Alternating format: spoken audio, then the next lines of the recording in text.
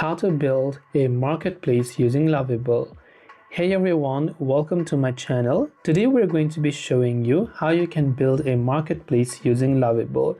Maybe you want to create a custom marketplace platform for your Lovable website or for a particular platform that you're creating and host it within Lovable itself.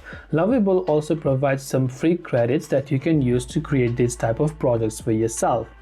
Now, building a marketplace using Lovable involves defining your core user roles and flows through a prompt interface, also refining the UI via chat. So most of the things must have to be done via chat itself manually. You have to explain the AI exactly what you want, and later on you can connect a backend database and payments setups as well.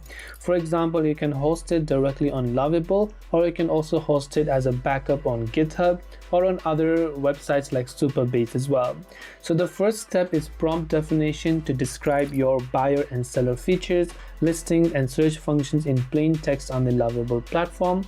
The second is database and logic. You can connect a backend like Supabase, as I mentioned earlier, to handle user authentication, item tables and permissions.